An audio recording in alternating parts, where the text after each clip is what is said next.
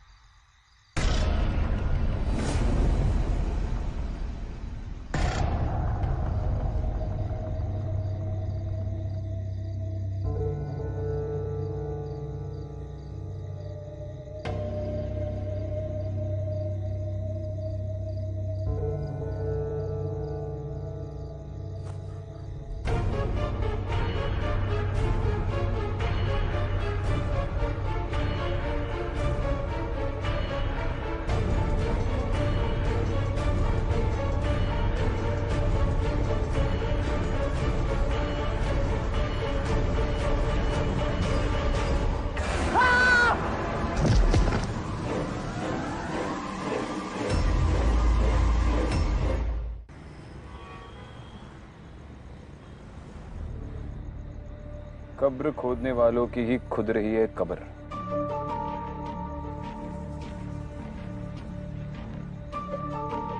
कब्रिस्तान में कब्र खोदने वाले को कोई क्यों मारेगा, वो भी इतनी बेरहमी से। तुमने गौर किया? उसे मारकर कब्र में फेंक दिया, लेकिन ऊपर से किसी ने मिट्टी नहीं डाली। इसका मतलब जिसने भी ये किया है वो चाहता है कि ये कत्ल लोगों की नजर में आए। ये कम्युनल झगड़ा भी हो सकता है। सुरेश सर भी कह रहे थे उस कम्युनिटी के लोग काफी घबराए हुए।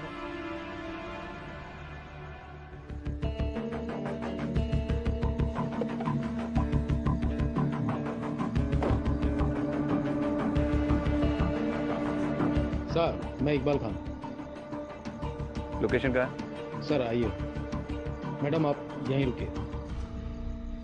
जानती हूँ औरतों को कब्रिस्तान जाना मना है, लेकिन उसकी चिंता आप मत कीजिए। चलिए।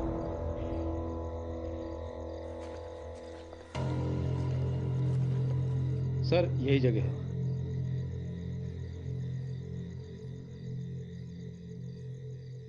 महरूम नवाब आजम अली।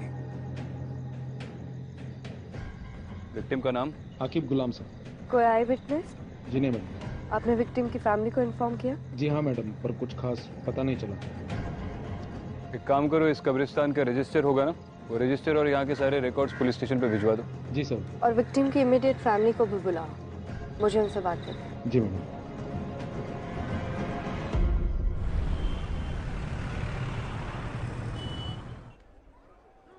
माफ कीजिए, आपसे कुछ सवाल पूछने थे, इसीलिए अभी आपको तकलीफ दी। आप ठीक तो है?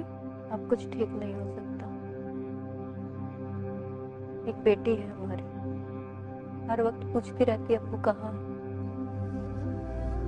अब्बू कब आएंगे। मना किया था आपने, कब्रिस्तान का काम मत करो, कोई और नौकरी भी तो ढूंढ सकते हो। कहते थे खुदा का दिया हुआ, ठुकराते नहीं। आकिब ने कब्रिस्तान की नौकरी कब से शुरू की? 3-4 हफ्ते पहले। और इन 3-4 हफ्तों के दौरान आपकी उससे कितनी बार बात हुई होगी? 1-2 बार बात हुई थी, पूछने पे बोलते थे सब सलामत, पर नहीं। हम जानते, उनकी आवाज में एक अजीब सी घबराहट थी। सब कहते हैं उस कब्रिस्तान में शैतान का साया, ये सब उसी का किया हुआ है। ठीक है, आप जा सकती हैं। अगर दोबारा जरूरत पड़ी तो बुलाएंगे।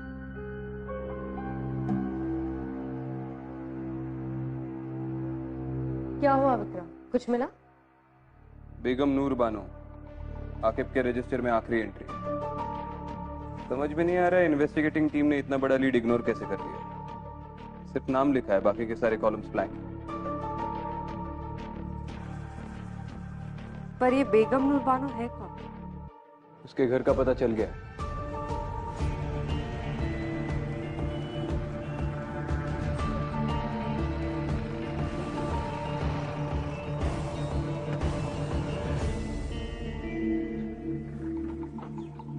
रुको यहीं पे।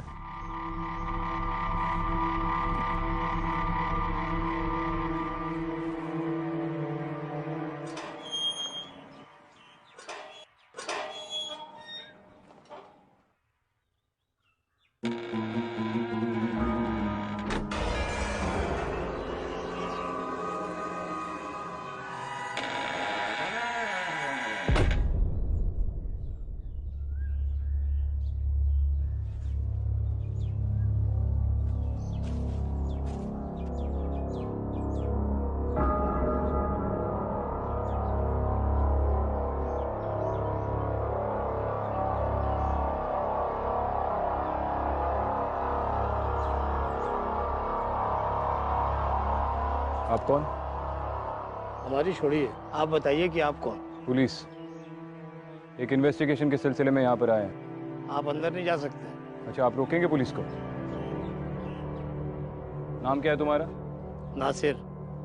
ये हवेली किसकी है? हमारे नवाब साहब की। वो है अंदर? नवाब साहब को गुजरे हुए जमाना हो गया है। हम नवाब साहब के खानदानी मुलाजिम हैं। नवाब साहब के गुजरने के बाद हम बेगम नूर की खिदमत में लगे हुए हैं। बेगम साहिबा ने खास हिदायत दे रखी है कि कोई उन्हें परेशान ना करे, और वो खुद भी बाहर नहीं निकलती है। आपके नवाब साहब का नाम क्या था? मरहूम नवाब आजिम अली। और आपकी बेगम नूर बाहर नहीं निकलती, मतलब कब से वो हवेली के अंदर ही रहती है? ये आज की बात नहीं है। नवाब साहब के गुजरने के बाद बेगम साहिबा ने अपने आप को हवेली में बंद कर लिया। पिछले 3 महीनों से उनको किसी ने नहीं देखा है। मैं हर रोज दोनों वक्त का खाना दरवाजे पर रख देता हूँ। वो तो खुदा का शुक्र है कि वो खाना खा लेती है। तो पिछले 3 महीनों में आप बेगम साहिबा से बिल्कुल मुखातिब नहीं हुए?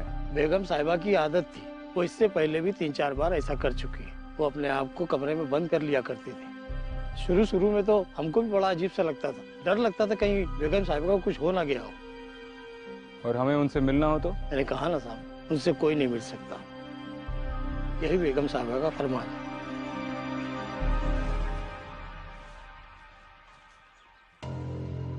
मरहूम नवाब आजिम अली, कुछ याद आया?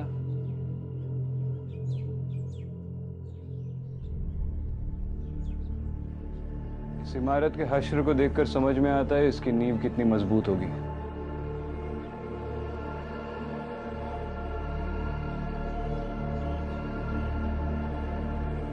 क्या कर रहे हो विक्रम? भूख लगी है?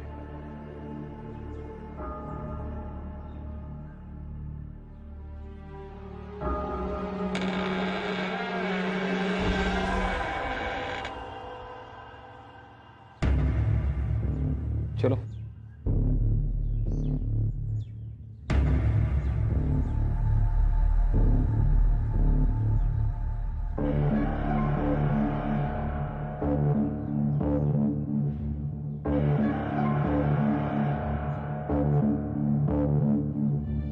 बहुत बड़ी हवेली है, एक जमाने में काफी शानदार रही होगी। इसकी हालत देखकर लगता नहीं है यहाँ पर कोई रहता होगा।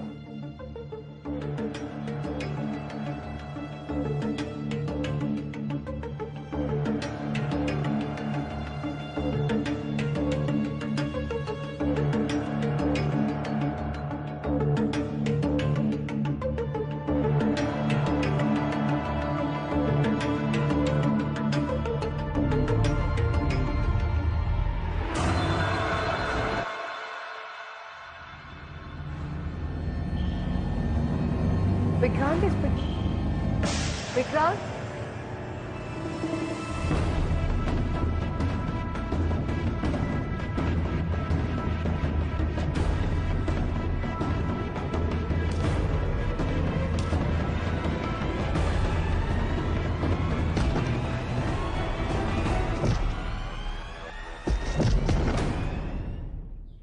छोड़ दिया साहब, मुझे छोड़ दिया साहब। क्यों बे, सिर्फ खाना चुराने आया था और भी कोई प्लान था तेरा? और हमको देखकर भाग गया? नहीं साहब, मैं चोरी नहीं कर रहा हूँ साहब। तो ये खाना क्या बेगम ने तुझे खैरात में दिया है? हाँ? नहीं साहब, ऐसी बात नहीं है साहब। पहले ये सामान सब अंदर जाता था और अभी कुछ ही दिनों से देख रहा हूँ कि ये सब बाहर ही रखा रहता है, तो इसलिए मैं ही उठा लेता हूँ साहब। सच बोल रहे तू? हाँ हाँ साहब, सच बोल रहा है? हाँ सच बोल रहा हूँ साहब।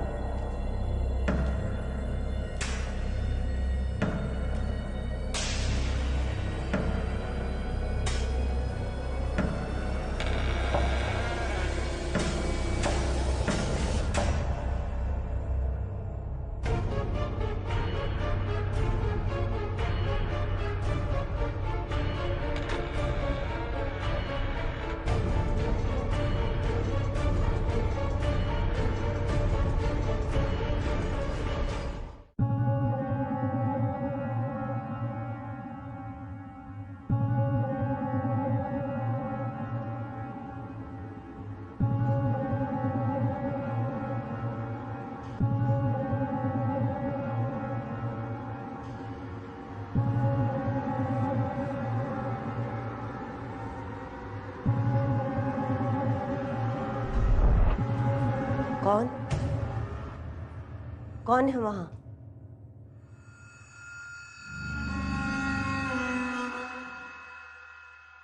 तुम अंदर कैसे आई? आई एम सॉरी पर मैं एएसपी अदिति शर्मा हूँ, मुंबई पुलिस। आप बेगम नूर बानो है ना? आपसे कुछ बात करनी है। किसी के घर में बगैर इजाजत के चोरों की तरह कैसे चले आए? हमारे कमरे में आने की जरूरत कैसे की? देखिए, मैं सिर्फ अपना काम कर रही हूँ। नासिर, मैम, मुझे आपसे एक मर्डर के सिलसिले में कुछ बात करनी है।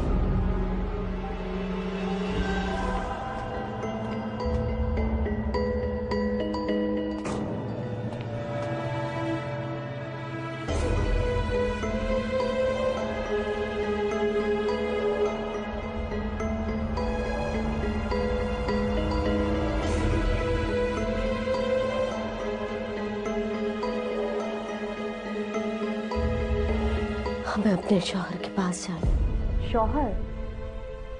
नहीं, मैं तो आपसे ये पूछने आई थी कि उस कब्रिस्तान में अदिति,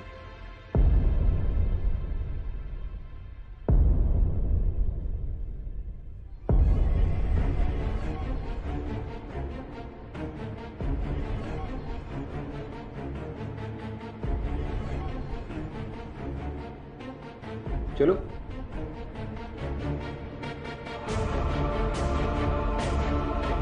आओ।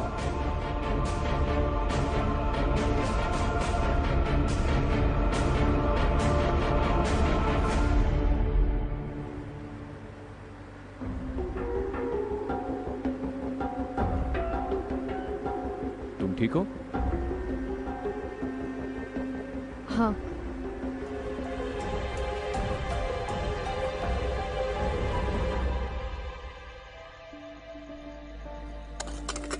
क्या जिंदगी है यार, रोज रोज एक ही काम। इससे अच्छा तो मैं मर जाऊं।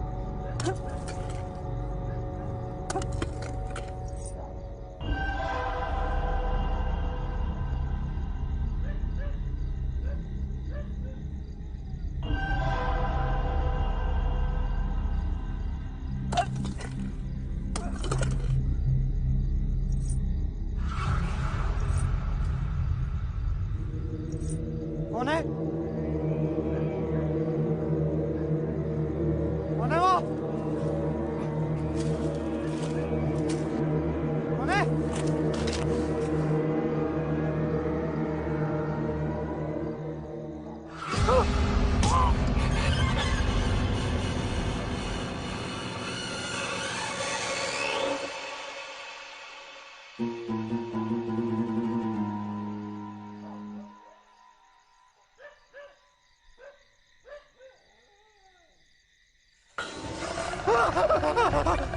मुझे माफ कर दो, मुझे माफ कर दो। हमें अपने शौहर के पास जाना है। यासिर, बचाओ। हमें अपने शौहर के पास जाना है। यासिर, यासिर बचाओ, यासिर बचाओ, यासिर।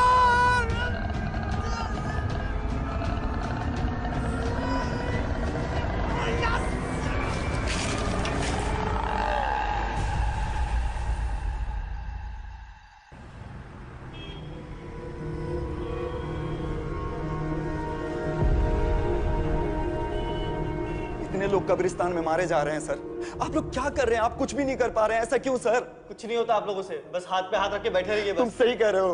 अरे कांस्टेबल, इन्हें पानी पिलाओ, ठंडा करो इन्हें, गर्मी बहुत बढ़ गई है इनमें।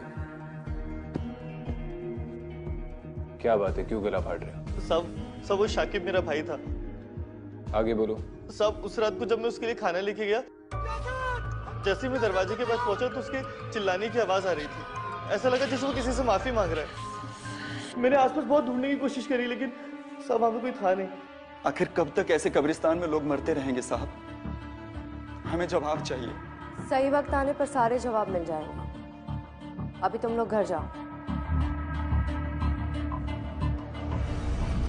मेरे ख्याल से ये सब कुछ बेगम नूर कर रही है। इसका मतलब दिन भर घर पे छुप कर बैठने वाली रात को बाहर निकलती है। विक्रांत, तुमने बताया था ना, उस गरीब आदमी ने कहा था कि पिछले कई दिनों से मुलाजिम का रखा खाना किसी ने नहीं उठाया और खाना खाए बिना कोई जिंदा नहीं रह सकता। तो इसका मतलब ये है कि वो मर गई है और उसकी आत्मा ये सब कुछ कर रही है। उस मुलाजिम ने भी कहा था कि बेगम नूर महीनों तक बाहर नहीं आती है। तो हो सकता है कि अकेलेपन में उसकी मौत हो गई हो और किसी को पता नहीं चला हो। और मेरे ख्याल से उसकी बॉडी अभी भी उसी हवेली में। अब इसका जवाब तो वो हवेली ही दे पाएगी। खाना खाया तुमने? नहीं, क्यों?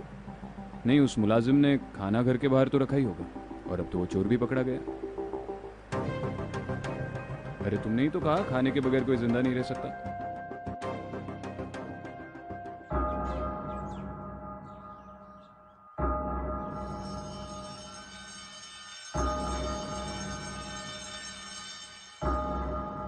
आइडियली इंसान की लाश 4 दिन के बाद सड़ना शुरू हो जाती है, लेकिन ताजुब की बात यह है कि इस हवेली में बदबू बिल्कुल नहीं आ रही। अगर उसकी लाश पिछले 3 महीनों से यहां पर पड़ी हुई है तो बदबू जरूर आती। कोना कोना छान मारो and Aditi look for a stench.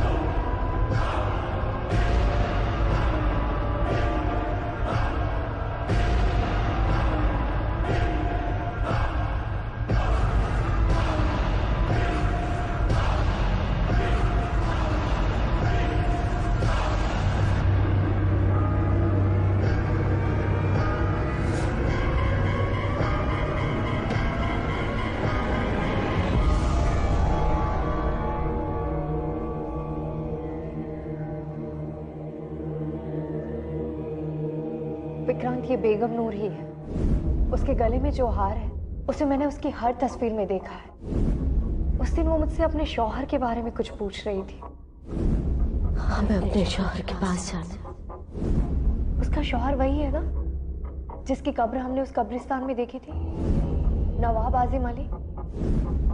Vikrant, मुझे लगता है कि हम बेगम नूर की कब्र उसके शौहर की कब्र के पास बनाते तो शायद उसकी आत्मा को शांति मिल जाए और ये सब कुछ रुक जाए।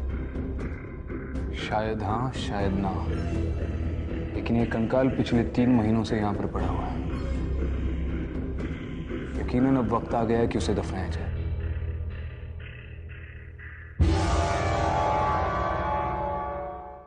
चलो, खुदा का लाख लाख शुक्र है कि अब अपने सर से ये मुसीबत हमेशा के लिए टल गई।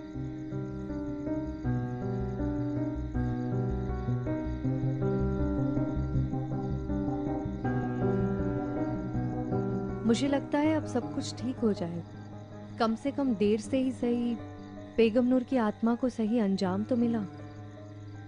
अब शायद वो किसी को तंग नहीं करेगी। तो तुम्हें वाकई लगता है कि ये सब करने से उस शैतान का साया इस मुकद्दस जगह से हट चुका है?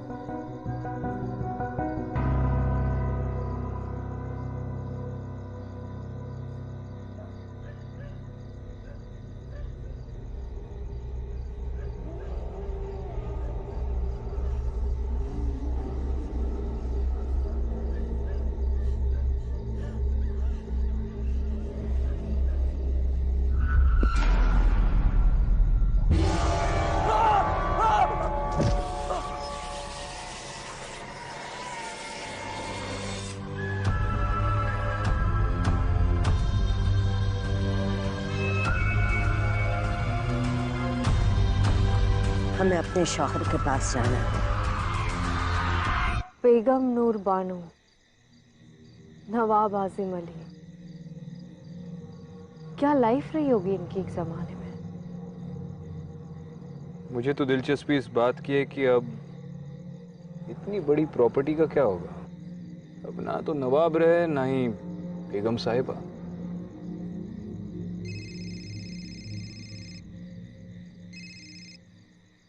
हाँ यासर,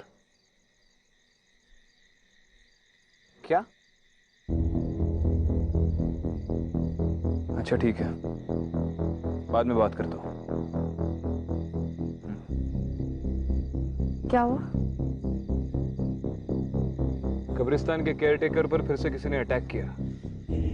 मुझे पता था ये इस केस का अंत नहीं हो सकता। क्या मतलब है?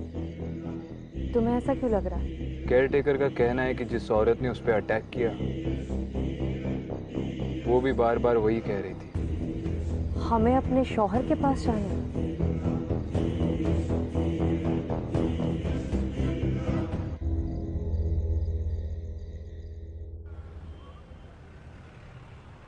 नवाब साहब बहुत ही इज्जतदार आदमी थे, लोगों का उनसे बहुत लगाव था। उनकी मौत कैसे हुई? तकरीबन 15 साल पहले उनके घर वालों ने उनकी गायब होने की रिपोर्ट लिखवाई थी। गायब होने की?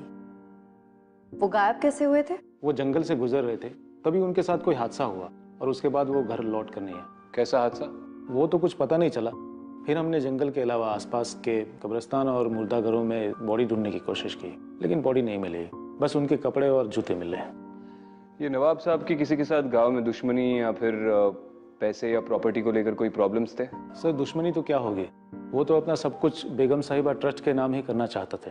उनके मरने के बाद बेगम नूर ही उनकी ट्रस्ट चलाती थी और जो पैसा है वो उसी ट्रस्ट में है। उस ट्रस्ट का एड्रेस है आपके पास? जी सर, ये रहा।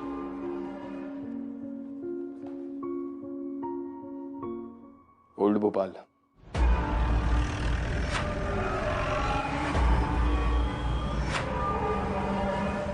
बेगम साहिबा किसी फरिश्ते से कम नहीं थी। खुद की औलाद ना होने की वजह से उन्होंने बच्चों के लिए ट्रस्ट शुरू किया था। फिलहाल कैसे चल रहा है आपका ट्रस्ट? जी, जो भी डोनेशंस आते थे वो बेगम साहिबा की तरफ से ही आते थे और उनको देख के उनके सर्कल के सारे लोगों ने भी ट्रस्ट में डोनेशन शुरू कर दिया था। बल्कि बेगम साहिबा ही उन्हें ट्रस्ट में पैसा देने के लिए मजबूर करती थी। अब पता नहीं उनके मौत के बाद क्या होगा। जैसे बच्चों के सर से माँ का साया हट जाएगा बिलाल जी, हम इस ट्रस्ट की अकाउंट डिटेल्स देख सकते हैं? जी हाँ बिल्कुल, मैं अभी आपको दिखा देता हूँ।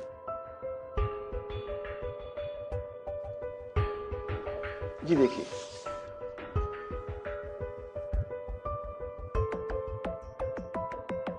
ट्रांजैक्शंस तो बहुत कम है, पिछले 1 साल में तो बिल्कुल ही नहीं है।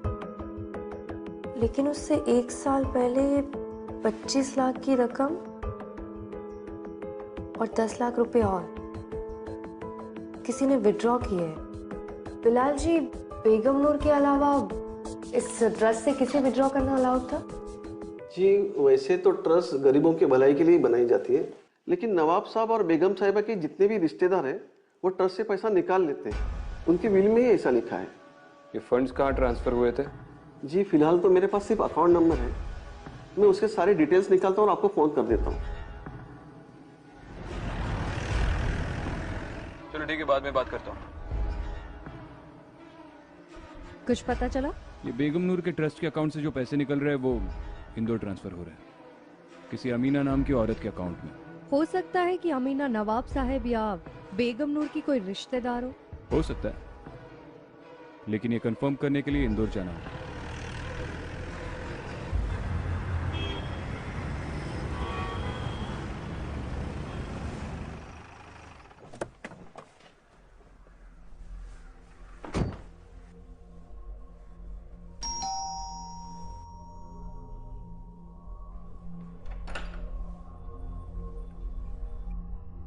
जी बोलिए, आप कौन? आप अमीना? जी आप? मुंबई पुलिस, आपसे कुछ बात करनी है, अंदर आ सकते हैं? हम आपसे एक केस के सिलसिले में बात करने आए हैं। हाँ पूछिए, क्या पूछना है आपको? आप बेगम नूर बानो को जानती है? हाँ, नाम सुना है उनका। अच्छा, तो उनके ट्रस्ट से पहले 25 लाख और फिर 10 लाख, टोटल मिला के 35 लाख आपके अकाउंट में कैसे जमा हुए? अच्छा ठीक है, आप उनके शौहर नवाब आजिम अली को तो जानती होंगी? हाँ जानते हैं, वो मेरे अब्बू के काफी अच्छे दोस्त थे, हमारे घर काफी आया करते थे। कमाल है, तो फिर आप उनकी बीवी को नहीं जानती? दरअसल बात यह है कि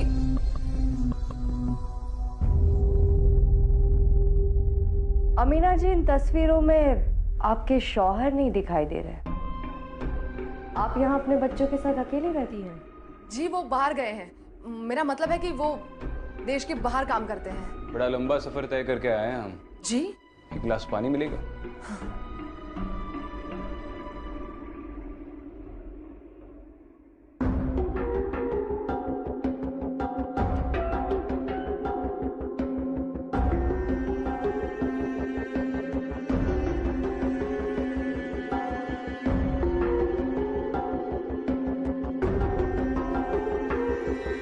शुक्रिया। आपके शौहर का नाम क्या बताया आपने? जी आजिम शेख। उनकी कोई तस्वीर देख सकती हूँ मैं? आपके मोबाइल में तो होगी। हाँ।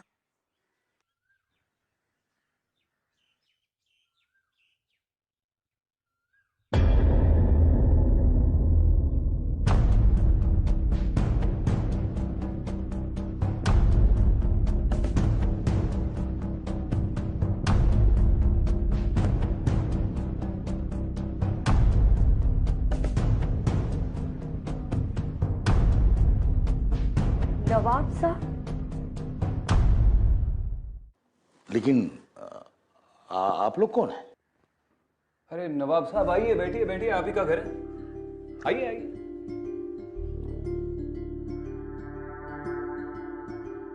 किरण सिंह, मुंबई पुलिस। अमीना जी, आपने बताया नहीं कि आपने अपने अब्बू के दोस्त के साथ शादी कर ली? पुलिस को गुमराह करने का नतीजा जानती है आप? देखिए जनाब, आप जो भी हैं अपने वजूद में रहकर बात कीजिए। यहाँ इज्जतदार लोग रहते हैं। किस इज्जत की बात कर रहे हैं आप नवाब साहब? आपके भोपाल में तो आपके लोग आपकी कब्र खोदकर आपको दफना चुके हैं।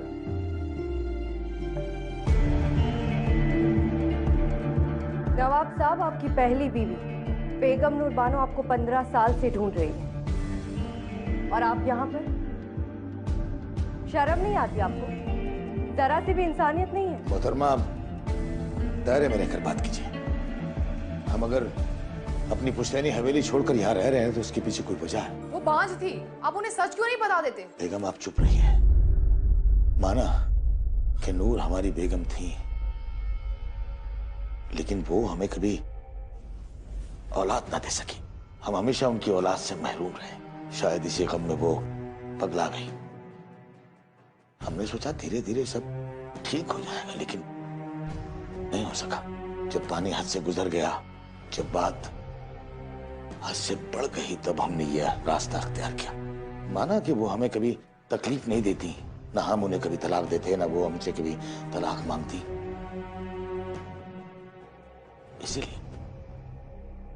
इसीलिए हम अपनी जायदाद, अपनी हवेली सब कुछ छोड़कर चले आए उनके नाम। उन्होंने वो हवेली नहीं छोड़ी, चुके उन्हें अंदेशा था कि उस पर कब्जा ना हो जाए। और आप ऐसी औरत की बात सुनकर चली आई। 3 महीने पहले उनकी मौत हो चुकी है। इन्ना लिल्लाहि व इन्ना इलैहि राजिऊन। और क्योंकि वो घर से बाहर नहीं निकलती थी, किसी को भी उनकी मौत की खबर नहीं हुई और उनका शरीर उसी हवेली में सड़ गया।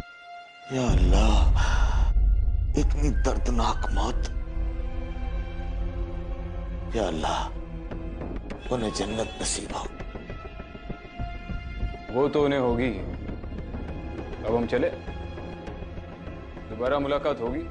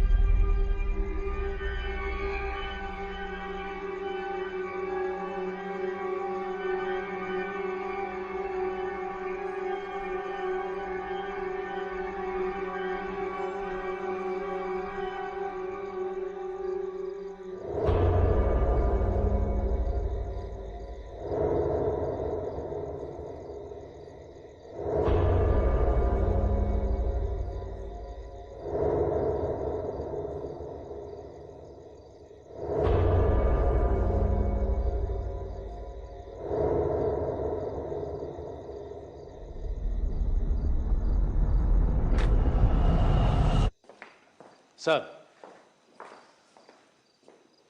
अभी खबर आई है नवाब साहब भोपाल लौट आए हैं। उन्हें हवेली की ओर जाते हुए देखा गया सर।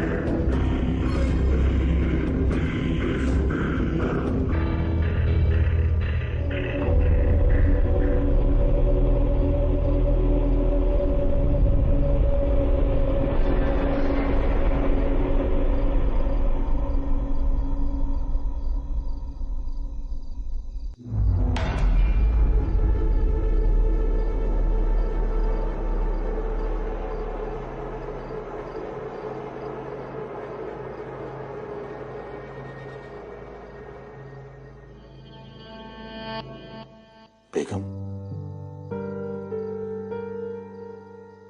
हम आपके कसूरवार हैं, गुनहगार हैं आपके। बखुदा, हमारा मकसद आपको तकलीफ देना नहीं था, लेकिन क्या करते, थक गए थे। हमने आपके साथ बहुत बुरा किया, हमें माफ कर दीजिएगा, माफ कर दीजिएगा।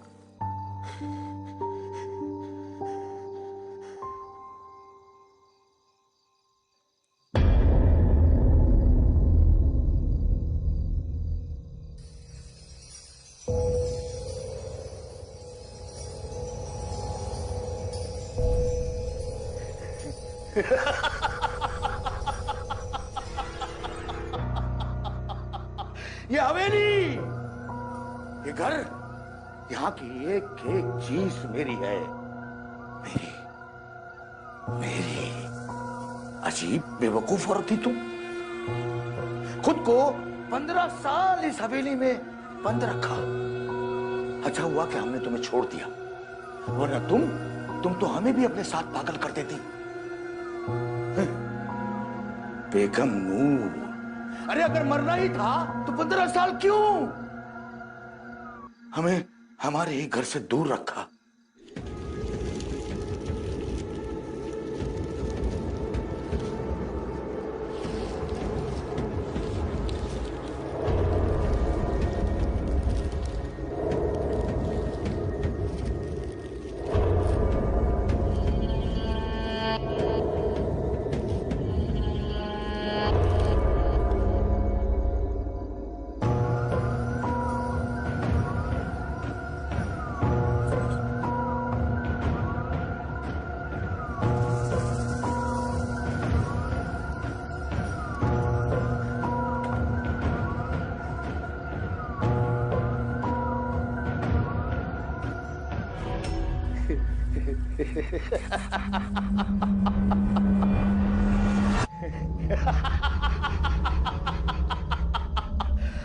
शुक्रिया बेगम, शुक्रिया।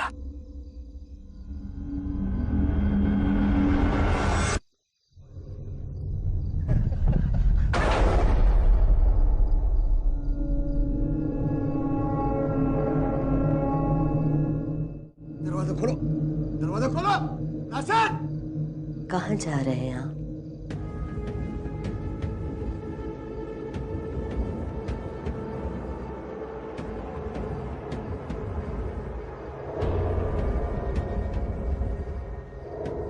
नवाब साहब।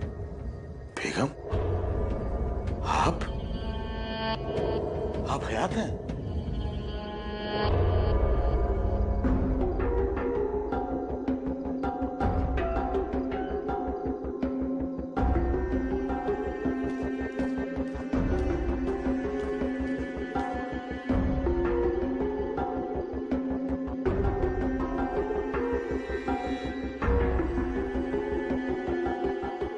साल 15 साल इंतजार किया आपका, अब कह नहीं जाएंगे आप। लेकिन पुलिस वाले तो बोल रहे थे कि आप मर चुकी हैं। मौत की खबर तो आपकी भी सुनी थी। ये नहीं हो सकता, ये सब आपकी नौटंकी है। मैं सब पुलिस को खबर कर दूंगा अभी अभी।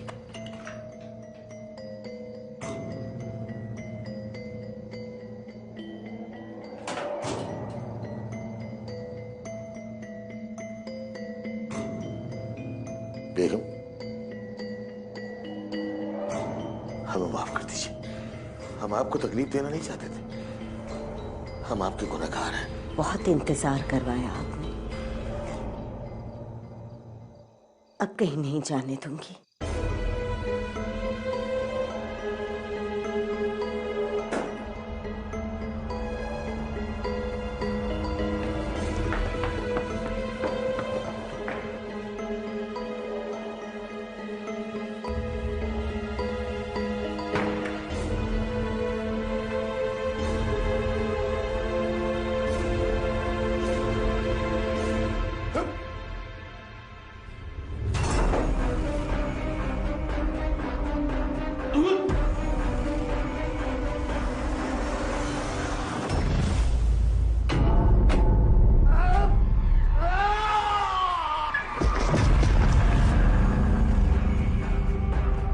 कसम, मैं तुम्हारा गुनहगार। सब कुछ मैंने ऐसे के लिए किया।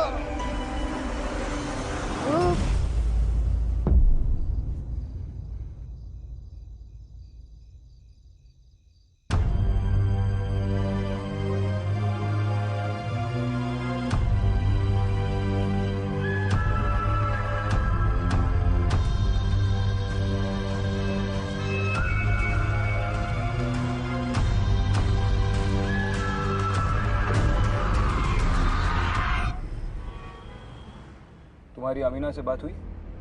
हाँ, इन्फॉर्म कर दिया और कब्रिस्तान कम्युनिटी वालों की रिक्वेस्ट के बारे में भी बताया। सरप्राइजिंगली वो मान भी गई। कौन सी रिक्वेस्ट?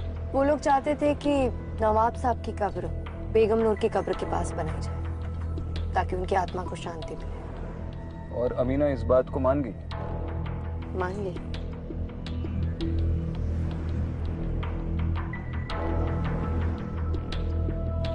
क्या सोच रही हो? यही कि नवाब साहब का सच जानने के बाद मुझे नहीं लगता है कि बेगम नूर उनकी कब्र के पास रहना चाहती है। तुम्हारा ये बेगम नूर के साथ का रिश्ता मुझे ठीक नहीं लग रहा। क्या मतलब है? तुम इंसानों के साथ रिश्ता क्यों नहीं रखती?